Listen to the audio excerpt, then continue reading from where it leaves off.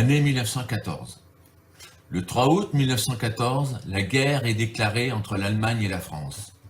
La mobilisation générale va courir jusqu'au 18 août. Félix va se faire recenser à Orléans où il habite. N'étant pas français, il ne sera pas mobilisé. Afin de recruter les étrangers désirant défendre leur pays d'adoption, des dépôts de la Légion étrangère sont créés en septembre, et à ce titre, un dépôt voit le jour à Orléans avec la venue du 2e régiment de marche du 2e étranger, bataillon D. Il s'y engage le 17 octobre 1914. Le 19 octobre, il est intégré dans ce régiment dans le bataillon G, 3e compagnie, qui stationnera à Fleury-les-Aubrais jusqu'au 26 novembre, date à laquelle le régiment rejoindra son cantonnement à Ballieu-les-Fimes, dans la Marne, entre Soissons et Reims. Le 14 décembre, le régiment monte au front dans le secteur de Craonel, dans l'Aisne, pour cantonner à Cury-les-Chaudardes, puis en première ligne dans le secteur du Blanc-Sablon, du 16 décembre 1914 jusqu'au 22 mai 1915. Cette zone est sous le feu du plateau du Chemin des Dames que les Allemands ont conquis en octobre 1914.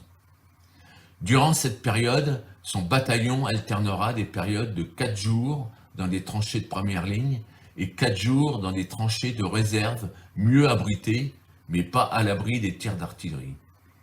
3 fois en 5 mois, son bataillon ira une journée au repos un peu plus en arrière pour un bain-douche à la sucrerie de Mézy, dans l'Aisne. Son secteur est calme, dans le sens où il n'y a pas de grande offensive. Année 1915.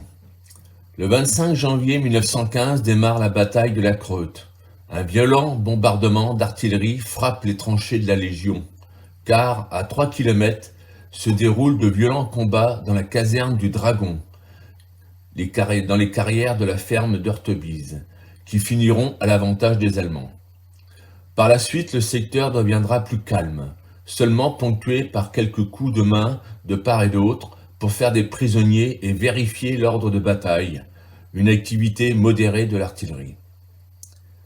Le 23 mai 1915, son bataillon quitte cette zone pour Rilly-la-Montagne, au sud de Reims, d'abord en réserve, puis le 25 mai, retourne au front dans ce même secteur, dans les tranchées de Civry, au nord du canal de Civry, puis des tranchées faisant face au fort de Brimont, alors aux mains des Allemands, au nord de Reims, et du Chauffour jusqu'au 12 juillet 1915.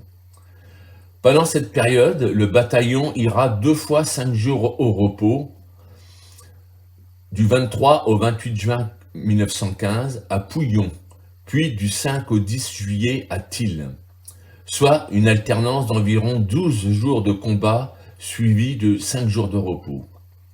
Le 12 juillet, le bataillon quitte la région de Reims pour Janvry, dans la Marne, où il cantonne jusqu'au 13. Le 14 juillet 1915, le régiment se rend par train à Héricourt, en Haute-Saône, puis au cantonnement de Luz, toujours en Haute-Saône, jusqu'au 16 juillet. Du 17 juillet au 19 août, il cantonne à Auxelbas, dans le territoire de Belfort. Le 20 août à Ménoncourt. Le 21, il remonte au front dans le secteur de Rodérang, dans le Haut-Rhin, où le bataillon est affecté des travaux de consolidation de tranchées sous le feu de l'ennemi, jusqu'au 27 août 1915. Le 28 août, le bataillon retourne à l'arrière en cantonnement à Auxelbas. Le 30 septembre, la Légion participe à une grande parade militaire devant le président de la République. Le 14 septembre 1915, le bataillon part pour le camp de la Noblette à Saint-Hilaire-le-Temple, dans la Marne, via Champagné, en Haute-Saône. Du 16 au 24 septembre 1915, le régiment est au camp de Nautivet, près de Suippes, dans la Marne, pour effectuer des travaux de tranchées en vue de la grande offensive de la bataille de Champagne qui est planifiée. À partir du 24 septembre jusqu'au 13 octobre 1915, se déroule la grande offensive qui portera le nom de la seconde bataille de Champagne, l'une des 3 grandes offensives franco-britanniques lancées simultanément sur le front occidental. Le bataillon de Félix sera affecté au secteur de Souhain, dans la Marne. Ses positions seront dans les tranchées dites de Metz, des Bois, de la Ferme Piémont et du Bois Guillaume. C'est à cette période que l'armée reçoit ses nouveaux uniformes, mieux adaptés à cette guerre moderne.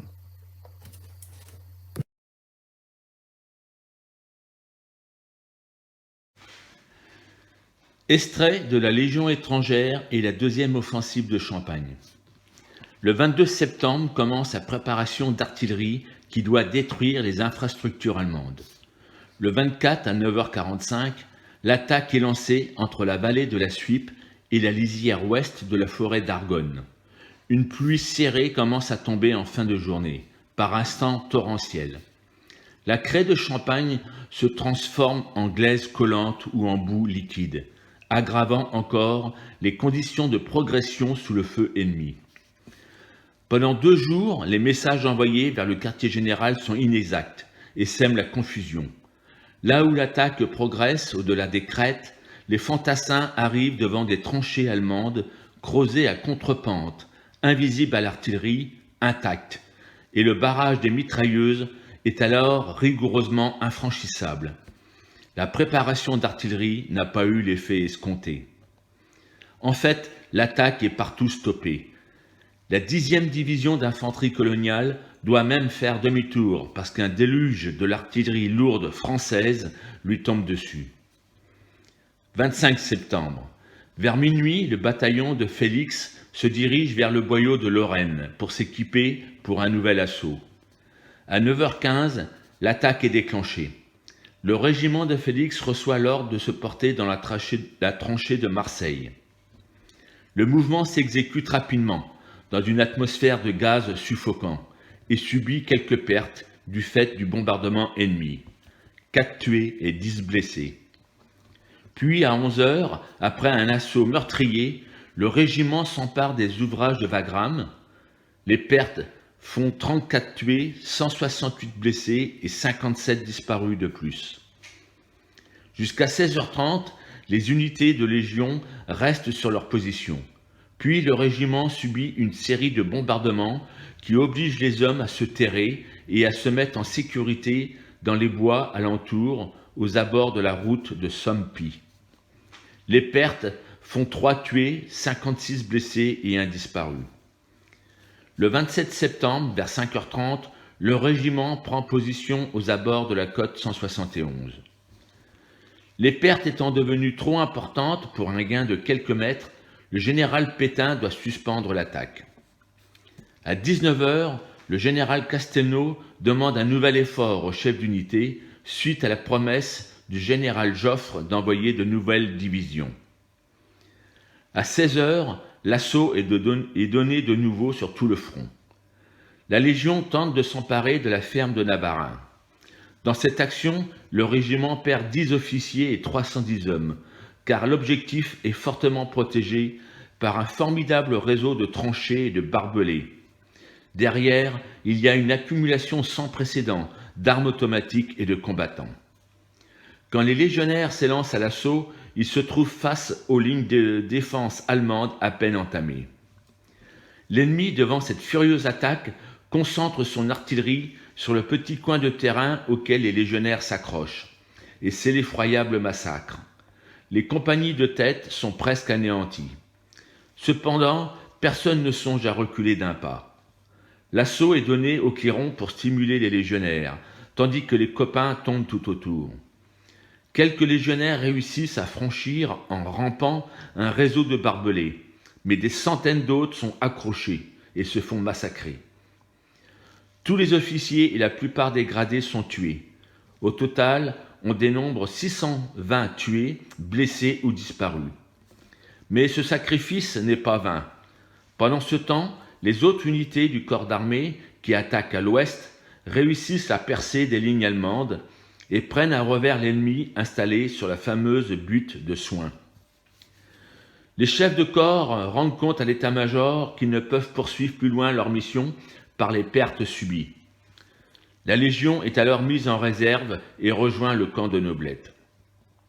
Le 29 septembre, le général Castelnau doit abandonner l'offensive de Champagne, qui s'achève sur un échec sanglant. Cette seconde bataille de Champagne fait 27 851 tués, 98 305 blessés, 53 658 prisonniers et disparus du côté français, et des pertes beaucoup plus faibles du côté allemand. Le front n'a progressé que de 3 à 4 km, mais la rupture n'a pas été réalisée. Bien que la grande offensive soit stoppée, des combats sporadiques continuent. Félix restera avec son bataillon dans ce même secteur de Souhain, aux tranchées du bois Vacher, du bois des Bouleaux et du bois de la Freinée jusqu'au 19 octobre 1915. Le 20 octobre, les survivants des 2 régiments de la Légion vont en gare de Saint-Hilaire-au-Temple pour se rendre à Verberie, au sud de Compiègne, dans l'Oise. À partir du 21 octobre, ils seront en cantonnement près de Compiègne à Saint-Sauveur. Le 8 novembre, suite aux pertes humaines et manque d'effectifs de remplacement, les 2 régiments de Légion sont dissous et fusionnent dans un seul qui s'appellera le régiment de marche de la Légion. Du 20 octobre au 21 décembre 1915, le régiment stationnera dans le secteur de Verberie, au sud de Compiègne. À partir du 23 et jusqu'au 13 février 1916, il effectuera des marches avec manœuvres d'entraînement qui se dérouleront entre Verberie, Villers-Cotterêts, Soucy, au sud-ouest de Soissons, puis entre Verberie, Clermont, Beauvais, Crèvecœur-le-Grand, Breteuil et Saint-Just-en-Chaussée, pour un total de près de 400 km à pied dans ces 2 secteurs.